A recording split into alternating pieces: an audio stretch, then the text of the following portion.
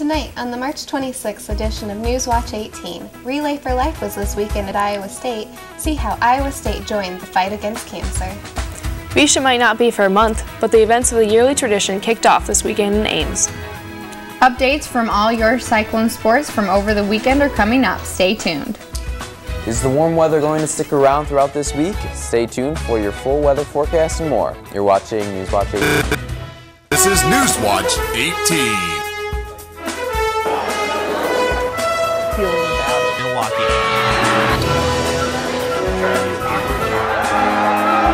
Newswatch 18 starts now.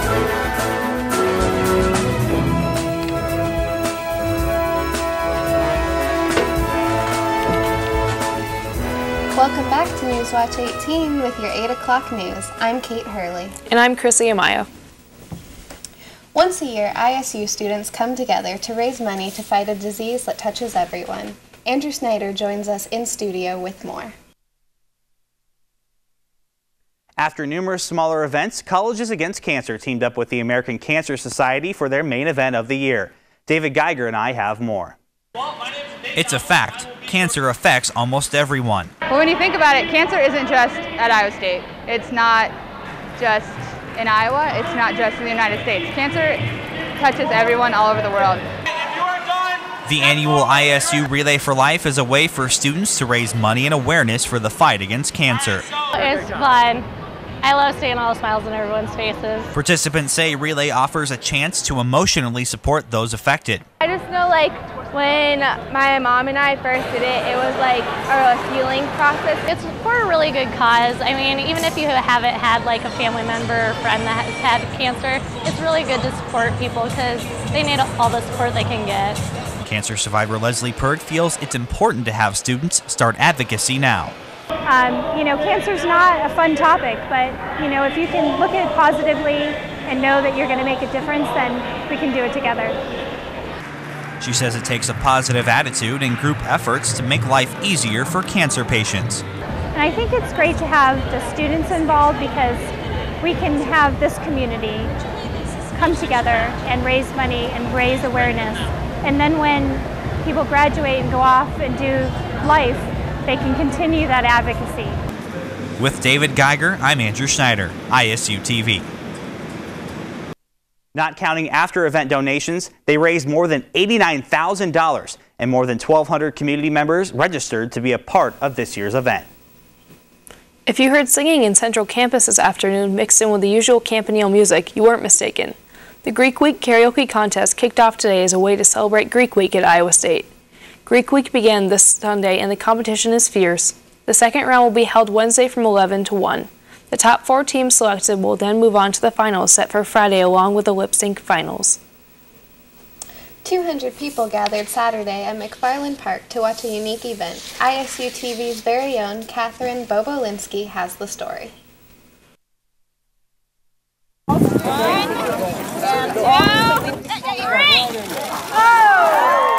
After enduring weeks of rehab, 2 bald eagles were finally set free to fly once again. Having them take off and just beeline off into the sky, that was just a perfect release. Both the male and female eagle managed to survive a close call with lead poisoning with the help of students working at Iowa State's Wildlife Care Clinic and volunteers at SOAR. When they came in, they were just down on the ground, couldn't walk, couldn't stand or anything. Very, very sick. 20 out of the 24 bald eagles rehabilitated in Iowa since September have shown signs of lead poisoning, and many of them were not as lucky as these two. This last week we just had one that unfortunately died of lead poisoning. Raptors, like bald eagles, can easily get lead poisoning by ingesting fragments of lead bullets or slugs while scavenging off animals shot by humans. Eagles have a very efficient digestive system, and just 200 milligrams of lead will kill them. The male eagle at this release came to Iowa State's Wildlife Care Clinic with 2 other bald eagles. One was dead on arrival. The other did not last much longer. Both were killed by lead poisoning. Newman says hunters should switch to a non-toxic shock like steel or copper to keep from poisoning the wildlife. We need to really focus on our wildlife and getting them back up and running, because that's what keeps our whole world going around, is our ecosystem. Newman is hopeful these 2 eagles may become a mated pair. For ISU TV, this is Catherine Bobolinsky. Go ahead. The Dean of Veterinary Medicine, Dr. Lisa Nolan, and the ISU Vice President for Research and Economic Development, Sharon Quisenberry, were given the honor of releasing the two eagles back into the wild. ISU TV's Kyle Steingraber joins us in the studio to talk about the first major event of this year's VEISHEA. Thousands of Iowa State students and Ames community members came together on Saturday to begin VEISHEA festivities and give back to Ames. Andrew Schneider, David Geiger, and I went to VEISHEA Service Day. VEISHEA 2012 got off to a bright and sunny start Saturday morning as students gathered at Ryman Gardens to kick off the day of service. I think VEISHEA has something for everyone, and it's great to offer that service and that community environment and support and this idea of service throughout the entire community. In addition to helping Ames, Stash the Trash and Service Day helped to get people outdoors and build friendships. So beautiful outside, so that's awesome. I mean, in March, like how many days like this do you get? It's almost 70 degrees. And it's really fun to like hang out with our Greek Week pairing, and I just hang out with our sisters. Like it's been a blast, actually. It's been a good bonding experience, I guess, to pick up campus together. Even President Leith got out to enjoy the weather and lend a hand. I'm ready to go. I have an ag background. I haven't done it as much as I used to, but I still got it in me. Ultimately, keeping Ames beautiful creates a bond between the community and Iowa State University. It's nice for us to see the community get involved, students come out. It's kind of a mixture. We've got people from out of state, all over the place, kind of come together to beautify and clean up everything. With Andrew Schneider and David Geiger, I'm Kyle Steingraber for ISU TV. President Stephen Leith also said meeting the co-chairs and VEISHEA staff makes him excited for his first VEISHEA. So, Stacy, did anything big happen in sports over the weekend?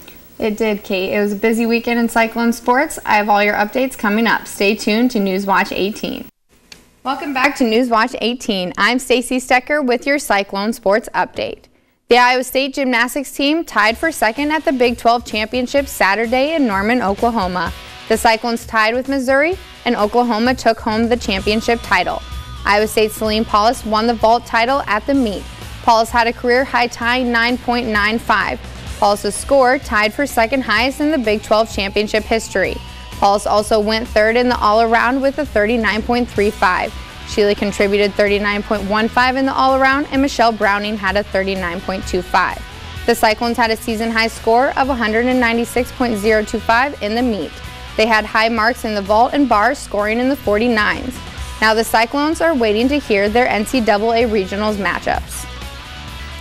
The Iowa State softball team lost to the number 6 ranked Texas Longhorns Sunday afternoon in Ames. The Cyclones were down 1-0 in the first frame. Iowa State's Sarah Rice had a 2-run double to give the Cyclones a 2-1 lead in the bottom of the first inning. In the third inning, the Longhorns had 8 runs to pass the Cyclones and secure the win. The Cyclones lost 11-2 in the 5-inning game.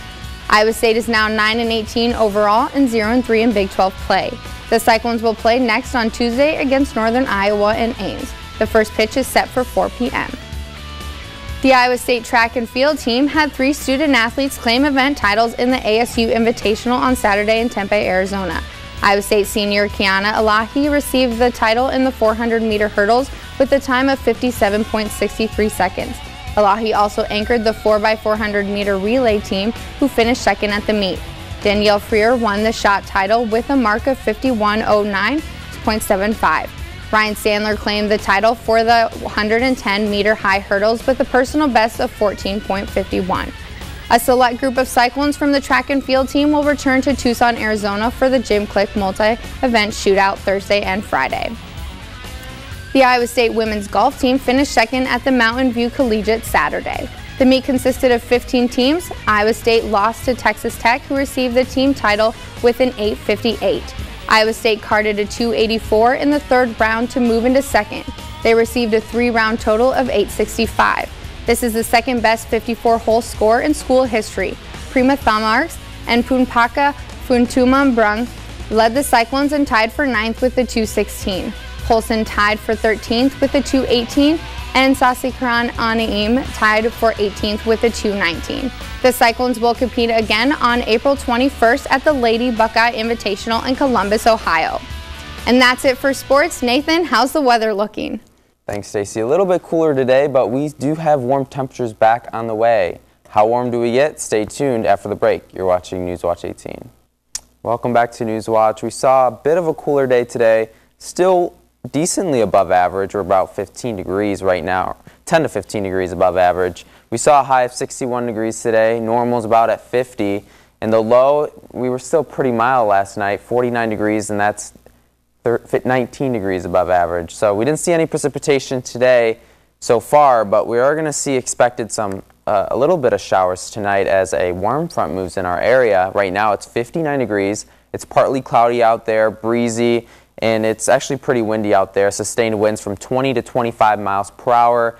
It is out of the southeast, which means we're going to not get down too low because we have warm air coming in our direction for tomorrow, and it's going to really heat us up for tomorrow and give us another big day of well above average temperatures. Right now, it's 59 degrees in Ames, it's 75 in Clarinda. You can see a big temperature difference from southwest Iowa to northeast Iowa. 46 in Waterloo, but 75 in Clarinda. So we have those winds are really playing a big factor on who's warm today, and it's going to continue tomorrow. Tonight, it's 54 degrees. Chances of rain as that warm front approaches us. It's going to trigger some thunderstorms. Southeast winds still going to be gusty out there, gusting to about 25 miles per hour. And then tomorrow it's still going to be gusty, but it's going to be pretty nice out there. Midnight, 58 degrees. 8 a.m. waking up. It's going to be cloudy. We're going to stick onto the clouds until about early afternoon. Those are going to clear out by tomorrow night. Give us a clear night tomorrow and pretty nice day for tomorrow, especially late afternoon. 73 by 3 p.m. with most of our clouds clearing out by then. Tomorrow then, windy southwest winds giving us those warm temperatures at 75 degrees tomorrow, and that's going to kind of continue as we see into Wednesday and Thursday. Mostly sunny skies, a little bit cooler, however, because we have a cold front moving in after the warm front comes in, cools us off a little bit, but still we're well above average.